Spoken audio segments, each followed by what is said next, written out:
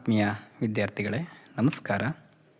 ಈ ಒಂದು ವಿಡಿಯೋದಲ್ಲಿ ನಾನು ನವೋದಯ ಪರೀಕ್ಷೆಗೆ ಸಂಬಂಧಪಟ್ಟಂಥ ಮಾಹಿತಿಗಳನ್ನು ನೀಡ್ತೀನಿ. ಯಾರೂ ನಮ್ಮ ಚಾನಲ್ನ ಸಬ್ಸ್ಕ್ರೈಬ್ ಮಾಡಿಲ್ಲ, ಈಗಲೇ ಸಬ್ಸ್ಕ್ರೈಬನ್ನು ಮಾಡ್ಕೊಳ್ಳಿ. ನವೋದಯ ಪರೀಕ್ಷೆಯನ್ನು ಬರೆದಿರ್ತಕ್ಕಂಥ ವಿದ್ಯಾರ್ಥಿಗಳು ಈ ವಿಡಿಯೋವನ್ನು ಸಂಪೂರ್ಣವಾಗಿ ನೋಡಿ ನವೋದಯ ಪರೀಕ್ಷೆಯ ಒಂದಷ್ಟು ಮಾಹಿತಿಗಳನ್ನು ಕಡ್ಡಾಯವಾಗಿ ತಿಳ್ಕೊಳ್ಳಿ. 2026ನೇ ಸಾಲಿನಲ್ಲಿ ನಡೀತಕ್ಕಂಥ ನವೋದಯ ಪರೀಕ್ಷೆ 28ನೇ ತಾರೀಕು 11ನೇ ತಿಂಗಳು 2026ರಂದು ನಡೀತದೆ. ನವೆಂಬರ್ ತಿಂಗಳು 28ನೇ ತಾರೀಕಿನಂದು. ಇನ್ನು ಎಕ್ಸಾಮ್ಗೆ ನಿಗದಿಪಡಿಸಿರ್ತಕ್ಕಂಥ ಸಮಯ ಬಂದು ಬೆಳಗ್ಗೆ 11:30ರಿಂದ ಮಧ್ಯಾಹ್ನ 1:30 ತನಕ ಎಕ್ಸಾಮ್ ನಡೀತದೆ. ಪರೀಕ್ಷೆಯಲ್ಲಿ ಒಟ್ಟು 100 ಅಂಕಗಳಿರ್ತದೆ. ಒಟ್ಟು ಪ್ರಶ್ನೆಗಳ ಸಂಖ್ಯೆ 80 ಪ್ರಶ್ನೆಗಳು, 100 ಅಂಕಗಳು. ಇನ್ನು ಪ್ರಶ್ನೆಗಳನ್ನು ಯಾವ ರೀತಿ ಹಂಚಿಕೆಯನ್ನು ಮಾಡಿದ್ದಾರೆ ಅಂತಂದರೆ, ಮೆಂಟಲ್ ಎಬಿಲಿಟಿ ಪ್ರಶ್ನೆಗಳು, ಮಾನಸಿಕ ಸಾಮರ್ಥ್ಯದ ಪ್ರಶ್ನೆಗಳು ಒಟ್ಟು 20 ಇರ್ತದೆ. ಈ ಮಾನಸಿಕ ಸಾಮರ್ಥ್ಯಕ್ಕೆ ನಿಗದಿಪಡಿಸಿರ್ತಕ್ಕಂಥ ಅಂಕಗಳು ಬಂದು 25 ಅಂಕಗಳು, ಪ್ರಶ್ನೆಗಳು ಬಂದು 20. ಇನ್ನು ಪರಿಸರ ಅಧ್ಯಯನ ಹೊಸದಾಗಿ ಸೇರ್ಪಡೆ ಮಾಡಿರ್ತಕ್ಕಂಥ ಒಂದು ವಿಷಯ ಇದು. ಒಟ್ಟು 20 ಪ್ರಶ್ನೆಗಳಿರ್ತವೆ. ಇದಕ್ಕೆ 25 ಅಂಕಗಳನ್ನು ನಿಗದಿ ಮಾಡಿರ್ತಾರೆ. ಇನ್ನು ಗಣಿತ ವಿಷಯದ ಪ್ರಶ್ನೆಗಳು ಒಟ್ಟು 20 ಪ್ರಶ್ನೆಗಳಿರ್ತವೆ, 25 ಅಂಕಗಳು ಇರುತ್ತದೆ. ಇನ್ನು ಕನ್ನಡ ವಿಷಯಕ್ಕೆ ಸಂಬಂಧಪಟ್ಟಂತೆ ಭಾಷಾ ಪರೀಕ್ಷೆ 20 ಪ್ರಶ್ನೆಗಳು, 25 ಅಂಕಗಳು. ಒಟ್ಟು 100 ಅಂಕಗಳು ಇರ್ತದೆ. 80 ಪ್ರಶ್ನೆಗಳು ಈ ಒಂದು ನವೋದಯ ಎಕ್ಸಾಮಲ್ಲಿ ಇರ್ತದೆ.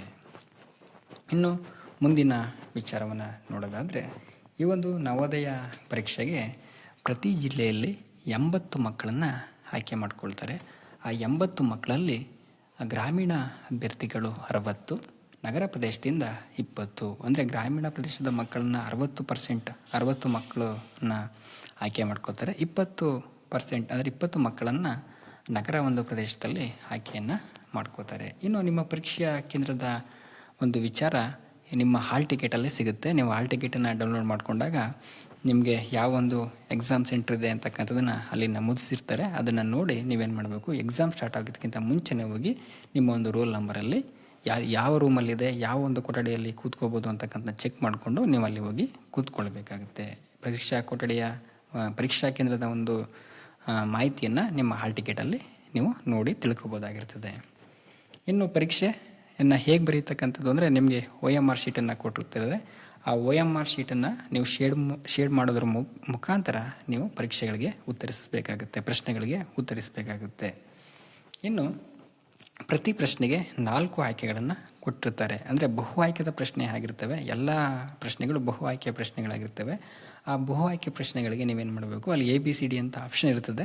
ಅದರಲ್ಲಿ ನಿಮ್ಮ ಪ್ರಶ್ನೆಗೆ ಉತ್ತರ ಯಾವುದಾಗಿರ್ತದೆ ಆ ಒಂದು ಆಪ್ಷನ್ನ ನೀವು ಕರೆಕ್ಟಾಗಿ ನೋಡಿ ನಿಧಾನವಾಗಿ ಅಲ್ಲಿ A ಮತ್ತು ಎನ, ಬಿನ, ಸಿನ, ಡಿನ ಯಾವುದಾಗಿರ್ತದೆ ಅದಕ್ಕೆ ನೀವು OMR ಶೀಟಲ್ಲಿ ಶೇಡನ್ನು ಮಾಡಬೇಕಾಗುತ್ತೆ. ನೀವೊಂದು ಈ ಶೇಡ್ ಮಾಡೋದಕ್ಕೆ ಬ್ಲೂ ಮತ್ತು ಬ್ಲ್ಯಾಕ್ ಪೆನ್ನನ್ನು ಯೂಸ್ ಮಾಡ್ಬೋದಾಗಿರ್ತದೆ. ಬ್ಲ್ಯಾಕನ್ನು ಬಿಟ್ಟು ಬೇರೆ ಯಾವುದೇ ರೀತಿ ಪೆನ್ಗಳನ್ನು ಈ ಒಂದು OMR ಶೀಟಲ್ಲಿ ಬಳಸೋಂಗಿಲ್ಲ ಉತ್ತರಿಸೋದಕ್ಕೆ. ಇನ್ನು ಕಡ್ಡಾಯವಾಗಿ ಪರೀಕ್ಷೆಗೆ ನೀವು ಹಾಲ್ ಟಿಕೆಟನ್ನು ತಗೊಂಡು ಹೋಗಲೇಬೇಕು. ಹಾಲ್ ಟಿಕೆಟನ್ನು ತಗೊಂಡೋಗಿ ಎಕ್ಸಾಮನ್ನು ನೀವು ಬರೀಬೇಕಾಗುತ್ತೆ. ಇನ್ನು ಮುಂದಿನ ಒಂದು ಸಲಹೆಯನ್ನು ನೋಡೋದಾದರೆ, ಎಕ್ಸಾಮಿಗೆ ನೀವು ಯಾವುದೇ ರೀತಿಯ ಎಲೆಕ್ಟ್ರಾನಿಕ್ ಸಾಧನಗಳನ್ನು ತಗೊಂಡು ಹೋಗೋಂಗಿಲ್ಲ. ವಾಚ್ ಆಗಿರ್ಬೋದು ಅಥವಾ ಕ್ಯಾಲ್ಕುಲೇಟರ್ ಆಗಿರ್ಬೋದು, ಈ ರೀತಿ ಯಾವುದೇ ರೀತಿ ಎಲೆಕ್ಟ್ರಾನಿಕ್ ಸಾಧನಗಳನ್ನು ನೀವು ಪರೀಕ್ಷಾ ಕೊಠಡಿ ಒಳಗಡೆಗೆ ವಿದ್ಯಾರ್ಥಿಗಳಾದವರು ತಗೊಂಡು ಹೋಗುವಂಗಿಲ್ಲ. ಇನ್ನು ಈ ಒಂದು ಪರೀಕ್ಷೆಯಲ್ಲಿ ತಪ್ಪು ಉತ್ತರಗಳಿಗೆ ಯಾವುದೇ ರೀತಿಯ ಮೈನಸ್ ಅಂಕ ಇರೋದಿಲ್ಲ. ಅದರಿಂದ ನೀವು ಎಲ್ಲ ಪ್ರಶ್ನೆಗಳಿಗೂ ಕೂಡ ಉತ್ತರವನ್ನು ಉತ್ತರಿಸ್ಬೋದು. ಅಕಸ್ಮಾತ್ ನಿಮ್ಗೆ ಗೊತ್ತಿಲ್ಲ ಅಂದರೂ ಕೂಡ ಅದರಲ್ಲಿ ಯಾವ್ದಾರು ಒಂದು ನಿಮಗೆ ಇದು ಆನ್ಸರ್ ಇರ್ಬೋದು ಅಂತ ಒಂದು ಡೌಟ್ ಬಂದಿರ್ತದೆ. ಅದಕ್ಕೆ ನೀವೇನು ಮಾಡ್ಬೋದು, OMR ಶೀಟಲ್ಲಿ ಶೇಡ್ ಮಾಡಿ ಬರ್ಬೋದು. ಎಲ್ಲ ಪ್ರಶ್ನೆಗಳಿಗೂ ಕೂಡ ನೀವು ಕಡ್ಡಾಯವಾಗಿ ಉತ್ತರಿಸಿ. ಯಾವುದನ್ನು ಕೂಡ ಬಿಡೋದಕ್ಕೆ ವಿದ್ಯಾರ್ಥಿಗಳು ಹೋಗಬೇಡಿ. ನಿಮ್ಗೆ ಗೊತ್ತಿಲ್ವೋ ಆನ್ಸರು ಅಲ್ಲಿ ನೀವು ಶೇಡ್ ಮಾಡ್ತಾ ಹೋಗಿ ಪ್ರಶ್ನೆಗಳಿಗೆ.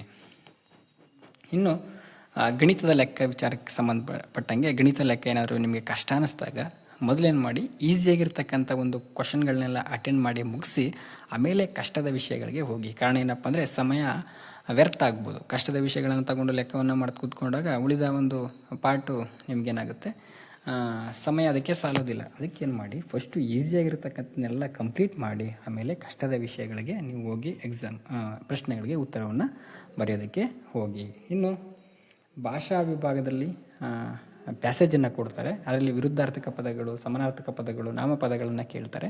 ಅದರ ಕಡೆಗೆ ನೀವು ಹೆಚ್ಚಿನ ಒಂದು ಗಮನವನ್ನು ಕೊಡಿ. ಪ್ಯಾಸೇಜ್ ಕೊಟ್ಟಿರ್ತಾರೆ ಭಾಷಾ ವಿಷಯದಲ್ಲಿ, ಇಂಗ್ಲೀಷ್ ಆಗಿರ್ಬೋದು, ಕನ್ನಡ ಆಗಿರ್ಬೋದು. ಅಲ್ಲಿ ನೀವೇನು ಮಾಡಬೇಕು, ಸಮಾನಾರ್ಥಕ ಪದಗಳು, ವಿರುದ್ಧ ಪದಗಳು ಮತ್ತು ನಾಮಪದಗಳ ಬಗ್ಗೆ ಒಂದಷ್ಟು ಜ್ಞಾನವನ್ನು ನೀವು ಇಟ್ಕೊಂಡಿರಿ. ಇನ್ನು ಗಣಿತದ ಪ್ರಶ್ನೆಗಳನ್ನು ಕರೆಕ್ಟಾಗಿ ಓದ್ಕೊಳ್ಳಿ. ಒಂದು ಬಾರಿ ಅಲ್ಲ, 2 ಬಾರಿ ಪ್ರಶ್ನೆ. ಎಲ್ಲ ಪ್ರಶ್ನೆಗಳನ್ನು ಅಷ್ಟೇ ಒಂದಲ್ಲ 2 ಬಾರಿ ಓದಿ. ಯಾಕಂದರೆ ಕನ್ಫ್ಯೂಸ್ ಆಗ್ತಕ್ಕಂಥ ಸಾಧ್ಯತೆ ಇರ್ತದೆ. ಉದಾಹರಣೆಗೆ ವಿಸ್ತೀರ್ಣ ಆಗಿರ್ಬೋದು, ಸುತ್ತಳತೆ ಆಗಿರ್ಬೋದು, ಅವೆರಡರಲ್ಲಿ ಕನ್ಫ್ಯೂಸ್ ಆಗುತ್ತೆ.